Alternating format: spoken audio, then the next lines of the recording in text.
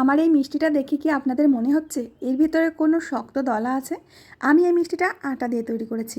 হয়তো অনেক বন্ধুরা এর আগে আটা দিয়ে মিষ্টি বানিয়েছেন, অনেকে পেরেছেন, আবার অনেকে পারেননি। যারা বানাতে পারেননি তাদের জন্য আজকের ভিডিও।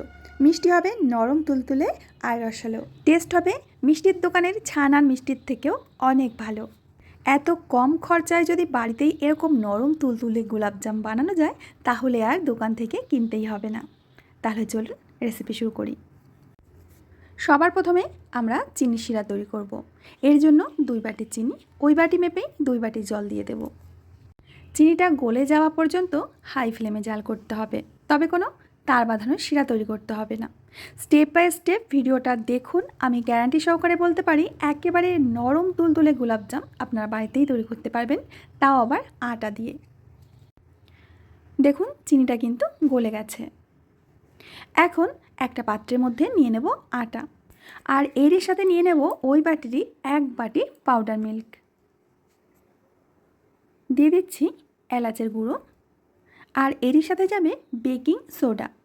এখানে আমি খুব কম পরিমাণে, মানে আমি চিমটি মেপে দেখুন, প্রথমে 1 চিমটি দিয়ে দিলাম, তারপরে আরও একটু সামান্য, তো প্রায় 1.5 চিমটি মতো বেকিং সোডা দিয়ে দিয়েছি।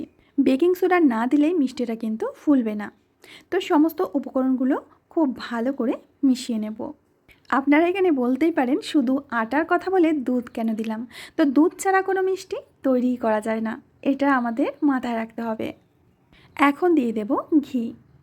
এখানে ছোট্ট চামচের চামচ মেপে আমি 2 টেবিল চামচ মতো ঘি দিয়ে দিচ্ছি। এখন ঘিটাকে আটার সাথে খুব ভালো করে মিশিয়ে নিতে হবে। ডলে ডলে মিশিয়ে নেবেন যেন পুরো আটায় ঘিটা মেখে যায়। এখন খুব ভালো করে মিশিয়ে নেওয়ার পর একটা মুঠো পাকালে দেখবেন যে মুঠোটা বেঁধে যাচ্ছে, এই দেখুন, তাহলে বুঝবেন যে ময়ানটা ঠিকঠাক হয়ে গেছে। এবার লাগবে আমাদের জাল করা গরুর দুধ। ঠিক আছে, এখানে দুধটা আমি জাল করে ঠান্ডা করে নিয়েছি। কখনোই কিন্তু গরম দুধ বা উষ্ণ গরম দুধ দিয়ে মাখতে যাবেন না, ঠান্ডা দুধ দিয়েই মাখতে হবে। তো অল্প অল্প দুধ দিয়ে আমি ডোটা মেখে নিচ্ছি, আর এই ডোটা একটু আঠালো আর নরম করতে হবে।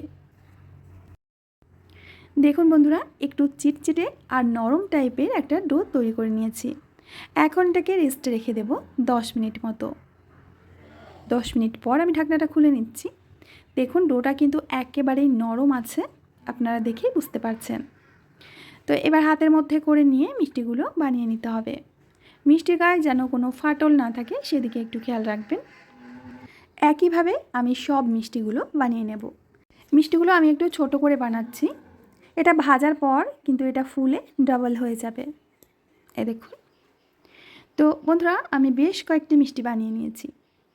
এবার মিষ্টি ভাজার জন্য কড়াইতে আমি তেল দিয়েছি। তেলটা কিন্তু একদম কম গরম রাখতে হবে, কম গরম তেলের মধ্যে মিষ্টিগুলো ছেড়ে দিতে হবে। তো প্লেটে কিছুক্ষণ রাখলে মিষ্টিগুলো একটু নিচের দিকটা ফ্ল্যাট হয়ে যায়, তাই আমি আবার একটু পাকিয়ে পাকিয়ে মিষ্টিগুলো দিয়ে দিচ্ছি। একদম লো আঁচে মিষ্টিগুলোকে ভেজে নিতে হবে। যতক্ষণ না মিষ্টিটা ওপরের দিকে ভেসে উঠছে এরকম করে, ততক্ষণ লো আঁচে ভাজতে হবে। তারপরে গ্যাসের আঁচটা লো টু মিডিয়াম করে মিষ্টিগুলোকে ভেজে নিতে হবে। অনবরত খুন্তি দিয়ে এইভাবে চালিয়ে যাব যাতে প্রত্যেকটা পাশ, মানে মিষ্টির 4 পাশটা একই রকম কালার আসে।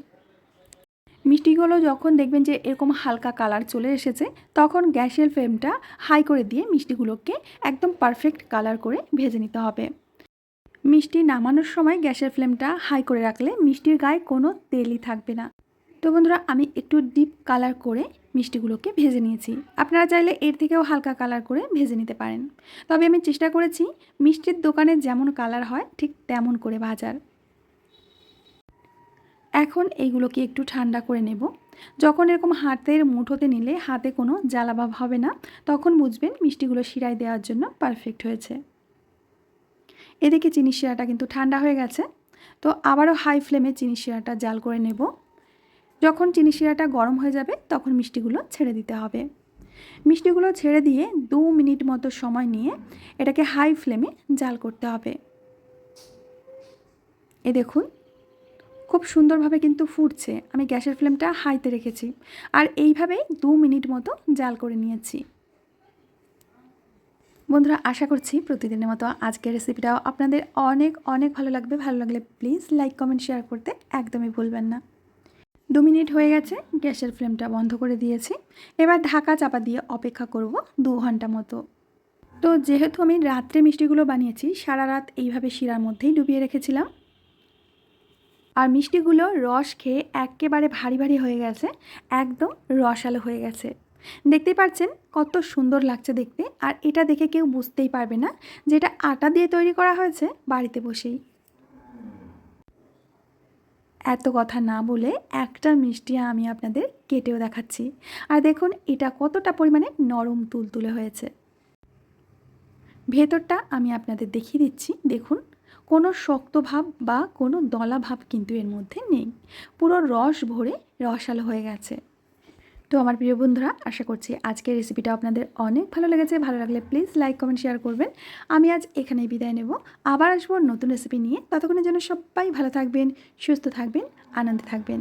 রেসিপি কেমন হয়েছে অবশ্যই কমেন্ট করে জানাবেন।